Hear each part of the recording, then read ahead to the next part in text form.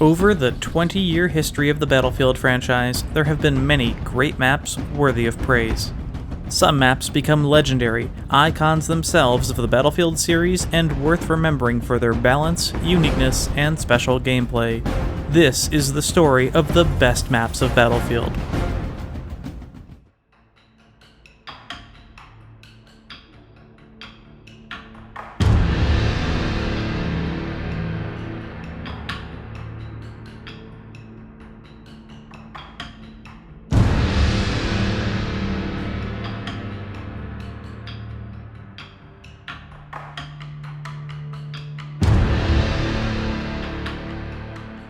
There are Battlefield vehicle maps, and then there is Midway. Still referenced by veteran players as the gold standard of naval combat, sorely missing from the majority of Battlefield titles, this map does its best to recreate the momentous battle of World War II within the confines of the game's engine and structure. To that end, aside from the plentiful naval assets of each team, the island of Midway makes an appearance as well. The showstoppers, of course, are the fleets of each team consisting of 1 aircraft carrier, 1 battleship, 2 destroyers, and 1 submarine, all drivable vehicles.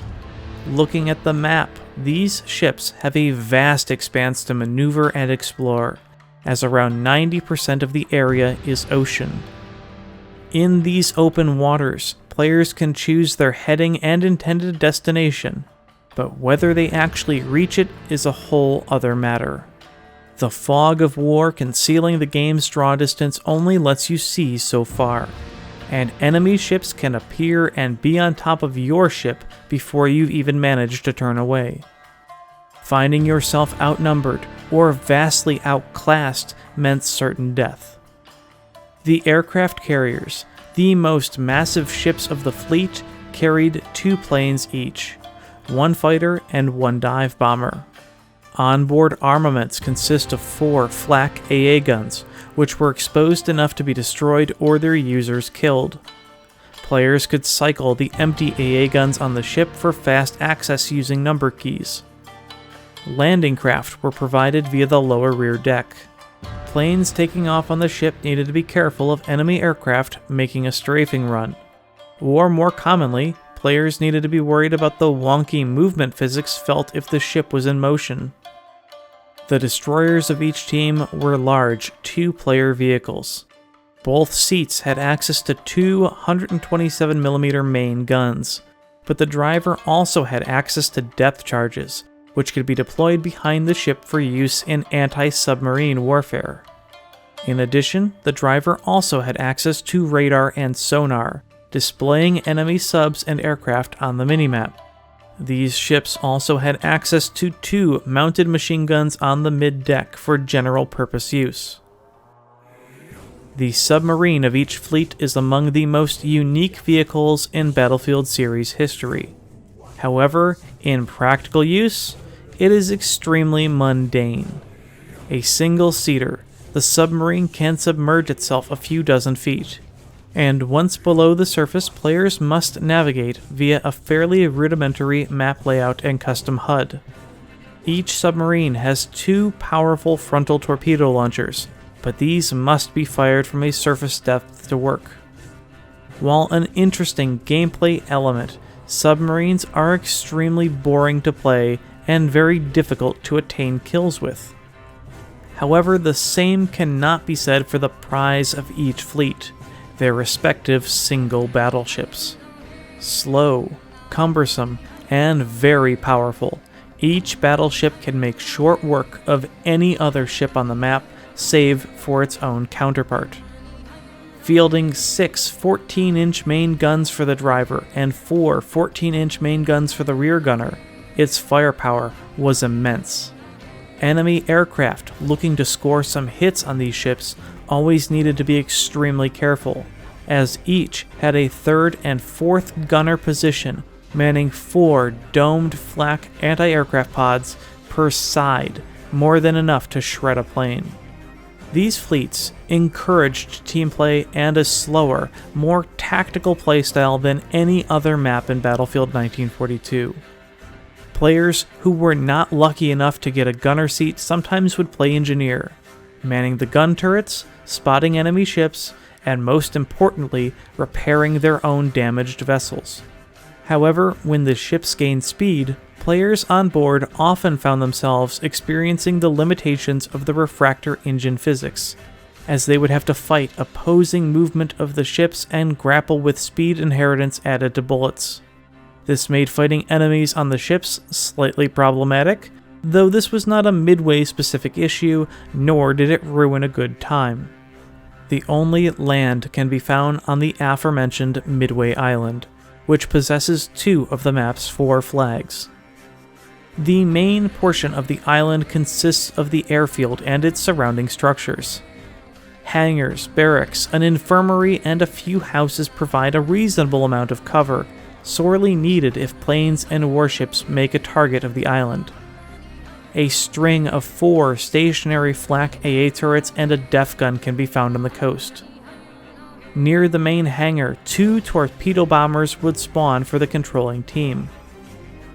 Across the bridge nearby is a smaller island containing the coastal defenses flag.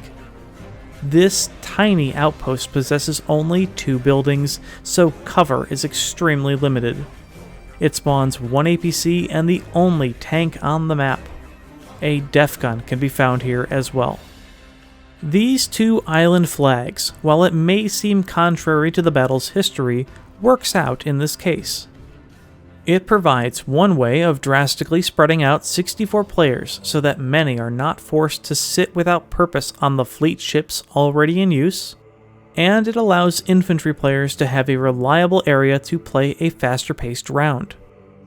Losing both flags requires players to take landing craft off of most fleet ships and slowly, vulnerably make their way back. This monotonous, often solitary drive back in landing craft is one of the few downsides of Midway. It kills the pace of the map experience and frequently results in player death. Battlefield 1's Heligoland Bight drew a lot of comparisons to Midway, but as I explained in my video on that map, Midway avoided a lot of frustrating gameplay elements thanks in part to its ocean flags of Point Luck and Point Charlie. These flag buoys, a sizable distance away, drew the fleets away from the main island a good deal of the time, preventing constant shelling of infantry. These flags did result in another minor negative effect, and that was the pacing of ship-to-ship engagements. While these battles were a blast and the main goal for most players, spreading the ocean flags apart meant that the ships could have periods well exceeding a minute where no enemies could be found, especially if some ships on the map were recently sunk. The usual solution for most players was to take an ocean flag and head back to Midway, where they would shell the infantry and airfield until they attracted a newly spawned enemy vessel. During Battlefield 1942's life, certain total conversion mods, specifically Forgotten Hope, would experiment in naval exclusive map design and higher amounts of warships. These maps were certainly realistic and to an extent played even better.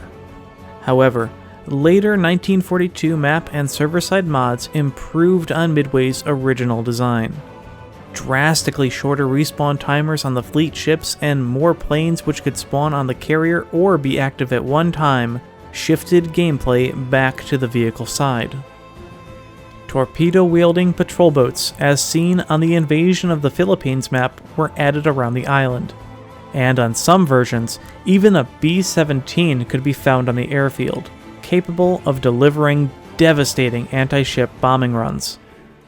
Finally, servers with an increased player count, such as the Simple server most recently, allows Midway to reach its maximum potential. A combination of substantially more players and all of the preceding modifications reduces player downtime drastically, as enemy planes and ships are now everywhere.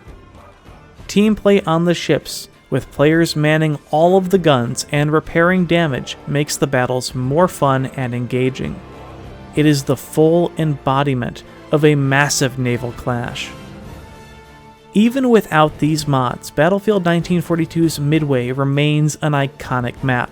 It was because of maps like this one, which, upon the announcement of Battlefield 5, many 1942 veterans assumed we would return to epic battles like it, especially after the inclusion of naval combat in Battlefield 1. In that regard, we would only be disappointed. Midway did something in 2002 that no other game had either done or did well. It gave us a full-scale naval battle in an FPS multiplayer game. It allowed us to feel the scale and sheer power of these vessels, and partake in a mighty explosive experience. Even with its engine quirks and sometimes glitchy physics, Midway remains one of the most beloved and unique maps of the entire Battlefield series.